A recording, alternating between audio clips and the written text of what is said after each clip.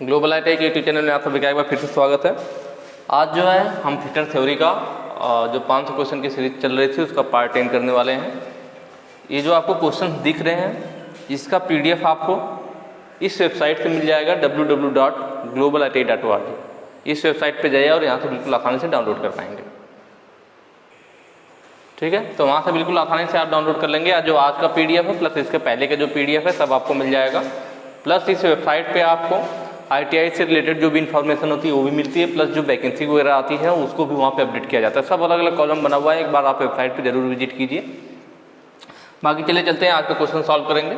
ये जो क्वेश्चन हम लोग सॉल्व कर रहे हैं ऑब्जेक्टिव टाइप का है। ठीक है, अगर आप थ्योरी को बिल्कुल बेसिक से पढ़ना चाहते हैं, बिल्कुल बेसिक से चैप्टर वाइज कंप्लीट थ्योरी पढ़ना हो, तो उसके लिए आप प्ले स्टोर से ग्लोबल ITI का ऐप डाउनलोड कर लीजिए।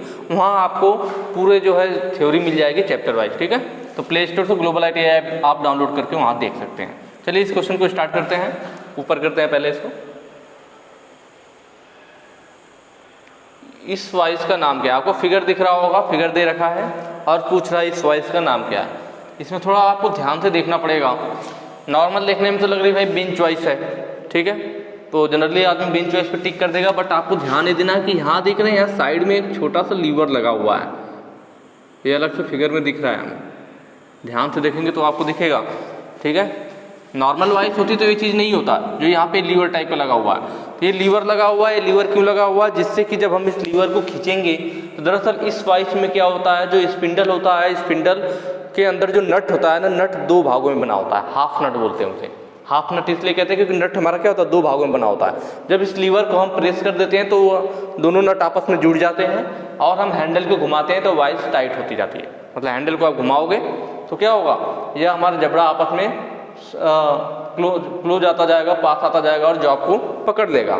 लेकिन जब हमें वॉइस को खोलनी हो तो नॉर्मल बेंच वॉइस में क्या होता है कि हम हैंडल को धीरे धीरे घुमाते हैं, फिर वॉइस खुलती है तब जॉब को बाहर निकालते हैं। इसमें ऐसा नहीं करना होता। जब आपको वॉइस खोलना होता है तो ये जो लीवर है ना, इस लीवर को खींच देंगे तो जो अंदर मैंने बताया कि जो नट है इसमें वो दो भागों में बना होता है, हाफ नट कहते हैं। तो वह जो नट है ना वो अलग हो जाएगा, इस लीवर को खींचते ही नट अलग हो जाएगा। अब आपको वॉइस के जबड़े को खोलने के लिए हैंडल को घुमाना नहीं पड़ेगा, आप इसको सीधे पकड़ के बाहर को खींचोगे तो वह स्पिंडल सहित बाहर आ जाएगा, आपका जबड़ा बिल्कुल तुरंत खुल जाएगा। इसको पकड़ के सीधे खींचोगे जबड़ा खुल जाएगा, आपको हैंडल घुमाना नहीं पड़ेगा। तो इस तरह से आपका जब वॉइस खोलना होता है आपको तो समय की बचत होती है, लीवर खींच के तुरंत इसको बाहर हटा लो। तो यह इस तरह से क्या हुआ, क्विक रिलीज, मतलब जल्दी से रिलीज हो गया, जल्दी से खुल गई हमारी वॉइस। इसीलिए इस वॉइस को क्या बोलते हैं, क्विक रिलीज वॉइस बोलते हैं। नॉर्मल होता तो बेंच वॉइस, पर यहाँ पे क्विक रिलीज वाला सिस्टम दिया हुआ है इसलिए इसको क्विक रिलीज वॉइस बोलते हैं। इसमें हाफ नट होता है। इस वॉइस नॉर्मल जो हमारी वॉइस से होती है उसमें मैंने बताया होगा कि वॉइस के जो नट होते हैं उसमें आपका स्क्वायर थ्रेड कटा होता है, लेकिन इस वाली वॉइस में जिसमें हाफ नट लगा होता है, जो क्विक रिलीज वॉइस होती है, इस हाफ नट में बटरस थ्रेड कटा होता है। नेक्स्ट क्वेश्चन पे चलेंगे। अगला है एक्स के रूप में चिन्हित भाग का नाम क्या है? आपको फिगर में फाइल दे रखा है जिसे रेती भी कहते हैं। तो इसको पूछ रहा है कि इसका जो एक्स है इसको क्या कहते हैं। तो हम इसके सारे पार्ट के नाम देख लेते हैं। जो इस आगे वाला हिस्सा है इसको टिप बोला जाता है, ऊपर वाले हिस्से को फेस बोलते हैं। जो यहाँ पे आपका इसके फेस पे जब दांते कटे होते हैं तो दांते जब काटे जाते हैं तो यहाँ इसके बीच में इसका जो क्या है आपका टैंग है, टैंग और ये जो दांता काटा जाता है फेस पे, यहाँ बीच में जो खाली स्थान बच जाता है इस खाली स्थान को हील बोला जाता है। कभी कभी पूछता है एग्जाम में कि फाइल की लंबाई कहाँ से कहाँ तक ली जाती है, तो टिप से लेकर के, टिप या पॉइंट भी बोलते हैं, टिप या पॉइंट भी बोला जाता है। टिप या पॉइंट से लेकर के हील तक की जो दूरी होती है वही फाइल होती है, सॉरी वही फाइल की लंबाई होती है। इस वाले साइड वाले हिस्से को शोल्डर बोलते हैं। इसको क्या बोलते हैं, टैंग बोलते हैं। टैंग में ही हैंडल फिट किया जाता है। ठीक है, ये हैंडल है आपका और यहाँ आगे जो हिस्सा है छल्ले जैसा है, गोल सा छल्ला है, इसको फेरुल बोलते हैं। फेरुल क्यों होता है, जिससे कि हैंडल फटे नहीं। हैंडल लकड़ी का होता है हमारा, जब टैंक को हैंडल में डालेंगे तो आगे का हिस्सा फटने का डर रहता है, तो यह वाला आगे का हिस्सा हैंडल का फटे नहीं, इसके लिए यहाँ पे एक वृत्ताकार छल्ला लगा दिया जाता है जिससे कि फेरुल बोलते हैं। ठीक है, और यह रही बात साइड वाला जिसको पूछ रहा था, तो इसको बोलते हैं एज। क्या बोलते हैं, एज बोलते हैं। एज कब बोलते हैं, जब इधर दांते कटे हुए, क्योंकि आप जानते हैं फाइल के साइड में भी दांते कटे होते हैं, सिंगल दांते कटे होते हैं। लेकिन जब फाइल के साइड में सिंगल दांते नहीं कटे हुए हो तो उसको सेफ एज बोला जाता है। क्या बोलते हैं, सेफ एज। ऐसा कौन सी फाइल में होता है, तो ऐसा जो होता है हमारा हैंड फाइल में होता है। हैंड फाइल, फाइल का टाइप है हैंड फाइल। इसमें एक एज पे तो दांते कटे होते हैं, दूसरा एज बिना दांतों के होता है और उसी को सेफ एज बोला जाता है।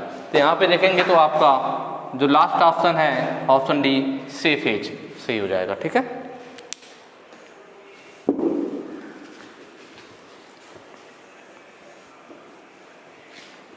अगला कह रहा है इस ऑपरेशन का नाम क्या है। आपको फिगर दे रखा है और पूछ रहा है कि जो फिगर में दिखाया गया है ये कौन सा ऑपरेशन हो रहा है या क्या चीज़ हो रही है। तो आप यहाँ पे देख रहे हैं यह है आपका ट्राई स्क्वायर और यह कोई आपका जॉब है। जॉब के ऊपर ट्राई स्क्वायर को रखा गया इस टाइप से और हम यहाँ सामने से देखते हैं। तो ये ऐसे क्या चेक किया जाता है, तो आपको ध्यान होगा कि मान लीजिए जॉब है हमारा, उस पर ट्राई स्क्वायर ऐसे रख दिया जाए और इसको स्लाइड करके देखा जाती है। हम क्या करते हैं, रोशनी में ऐसे देखते हैं कि अगर सरफेस और ट्राई स्क्वायर के बीच में हमें थोड़ी भी रोशनी जहाँ दिखेगी वहाँ पे सरफेस डाउन होगा। और अगर मान लीजिए रोशनी दिखाई नहीं दे रही है, ट्राई स्क्वायर सरफेस से बिल्कुल एक समान पूरी लंबाई में चिपका हुआ है, तो इसका मतलब यह सतह समतल है। क्योंकि भाई जहाँ पे गैप होगा, डाउन होगी सरफेस, वहाँ पे हमें रोशनी दिखने लगेगी। तो वह चेक कर रहे हैं क्या, समतलता को चेक कर रहे हैं। तो ऑप्शन बी आपका सही हो जाएगा, समतलता की जांच करना। ठीक है, ट्राई स्क्वायर से जो है हम और भी काम करते हैं। ठीक है, ये तो हो गया आपका समतलता की जांच करना। 90 डिग्री पर अंकन रेखा, हम 90 डिग्री भी चेक करते हैं। उसके लिए क्या है, यहाँ साइड में लगाना पड़ता है। ट्राई स्क्वायर को हम ऐसे लगाते हैं और यहाँ एक हिस्सा यहाँ नीचे आ जाता है उसका।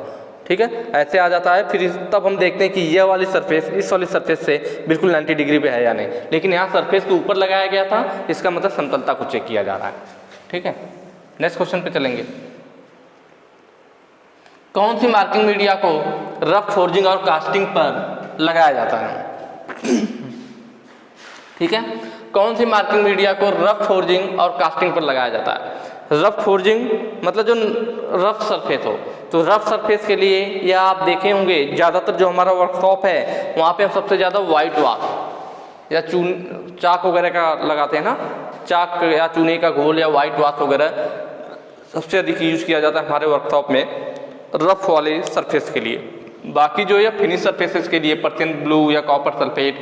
पर्सियन ब्लू का एक आप लोग प्रॉपर्टीज भी जानते होंगे कि यह जो है देर से सूखता है। कई बार इससे क्वेश्चन पूछा जाता है कि कौन सा ऐसा मार्किंग मीडिया है जिसकी लीफ देर से सूखती है, तो वह पर्सियन ब्लू ही होता है जिसको सूखने में ज़्यादा समय लगता है। या कभी कभी ये भी पूछ लेता है कि कौन सा मतलब किस वजह से जो है पर्सियन ब्लू को यूज नहीं किया जाता है।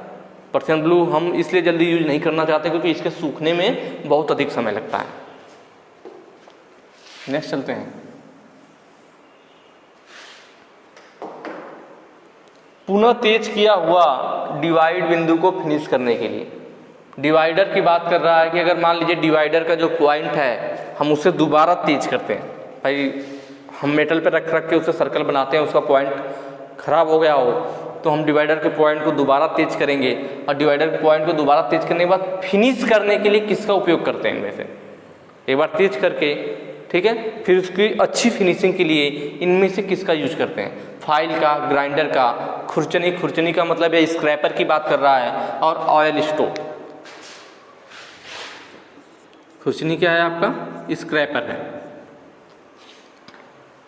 लास्ट है ऑयल स्टोन। ठीक है, तो यह आपका ऑप्शन डी सही हो जाएगा, ऑयल स्टोन। आपका स्टोन इस तरह से आयताकार आकृति में एक पत्थर टाइप होता है, मिलता है। ठीक है, आयताकार आकृति में। तो जब भी हम डिवाइडर वगैरह का नया बनाते हैं, उसे तेज करते हैं, तो उसके बाद से फिनिशिंग के लिए उसे ऑयल स्टोन पे उसके पॉइंट को रगड़ा जाता है। जैसे आपने देखा होगा पहले जो बाल काटने वाले नाई होते थे, ठीक है, पहले अब तो ब्लेड आने लगी है, ब्लेड लगाते हैं और एक लोगों का सेविंग किया, उसके बाद ब्लेड को चेंज कर दिया। पहले के जो नाई होते थे जो गांव में घूम के बनाते थे बाल वगैरह, जो लोग गांव से होंगे जानते होंगे, तो क्या छुरा रखते थे एक अपना, तो उनके पास देखे होंगे एक ब्लैक कलर का रहता था पत्थर टाइप का। एक लोग उन्होंने सेविंग कर लिया तो उसके बाद उस पर छुरे को तेज करते थे, उसके बाद बुलाते थे आओ भैया तुम्हारा नंबर है। ठीक है, तो उसी वही चीज़ होता था, ऑयल स्टोन होता था जिसपे उसके धार को तेज करते थे और फिनिश करते थे। नेक्स्ट क्वेश्चन पे चलेंगे।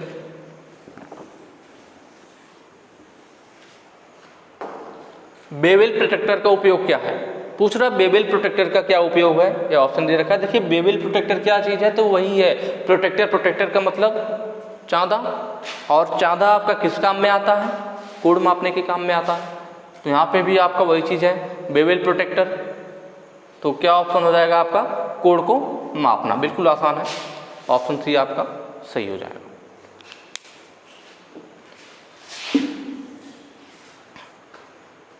अगला क्वेश्चन है हमारा, दिखाई गई फाइल का नाम क्या है? यहाँ पे फाइल दिखा रखा है, पूछ रहा है कौन सा फाइल है।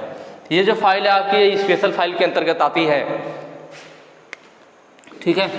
यहाँ पे आप देख रहे हैं जो दिखाया गया हैंडल है और ये फाइल है। जो फाइल का हिस्सा ना इसके एक ही साइड डाटा बना होता है। ये डाटा आपको दिख रहा है ना, ये वाला हिस्सा नीचे की साइड रहता है।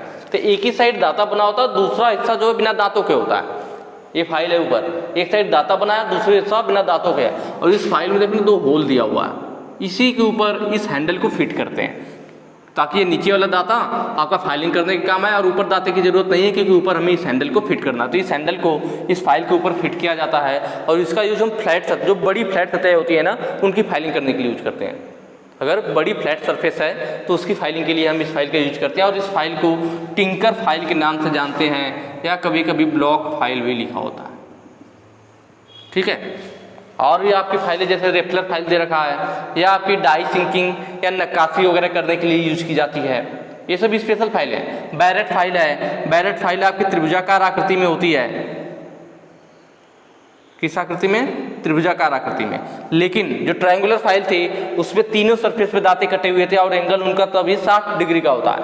लेकिन बैरेट फाइल में क्या होता है, इस पे सिर्फ एक सरफेस पे दांते कटे होते हैं जो सबसे बड़ी सरफेस होगी, और ये दोनों जो एंगल होंगे वह 30-30 डिग्री के होते हैं, और जो ये ऊपर वाला एंगल होता है या कितने का होता है? 120 डिग्री का होता है।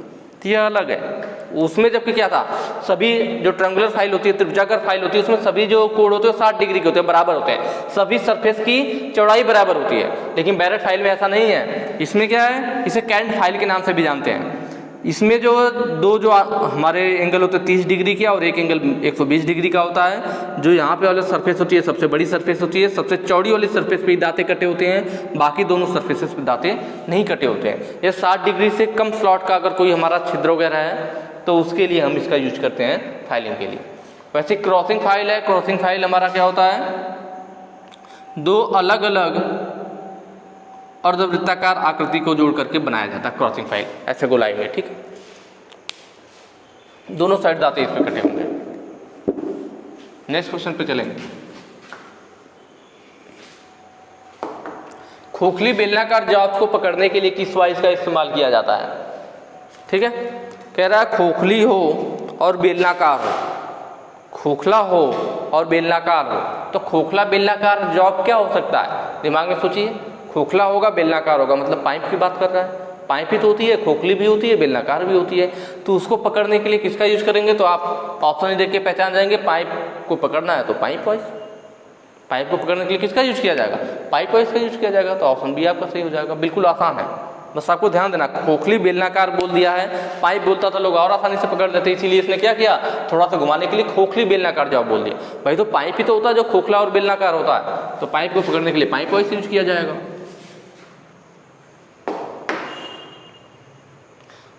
कंड्यूट और अन्य पतली ट्यूब को काटने के लिए हेक्सा ब्लेड के किस पिच का उपयोग किया जाता है? ये मैंने पहले ही बताया था, इसके पहले भी एक क्वेश्चन आया हुआ था। तो मैंने बताया था कि चाहे हार्ड मटेरियल हो जैसे कि high carbon steel, alloy steel, या पतली ट्यूब, पतले सेक्शन या पतली ट्यूब हो, तो उनको काटने के लिए हम क्या करते हैं, 0.8 mm वाली पिच यूज करते हैं। मैंने आपको बताया था 1 mm आपका मीडियम कार्बन स्टील के लिए होता है, 1.4 mm mild steel cast iron के लिए होता है, 1.8 mm आपका सॉफ्ट मटेरियल जैसे कि ठोस पीतल हो, ठीक है, इस टाइप की चीज़ें जो सॉफ्ट हो उनके लिए यूज किया जाता है। पीतल वाला ज़्यादातर पूछता है कि ब्रास वगैरह के लिए या ब्रॉन्ज के लिए, उसके लिए 1.8 mm वाली पिच यूज की जाती है। तो यहाँ पतली ट्यूब की बात कर रहा था, तो पतली ट्यूब हो चाहे हाई कार्बन स्टील हो, पतली ट्यूब हो या हाई कार्बन स्टील हो, एलॉय स्टील हो या हार्ड मटेरियल हो, तो उसके लिए हम 0.8 mm पिच वाले ही ब्लेड यूज करते हैं।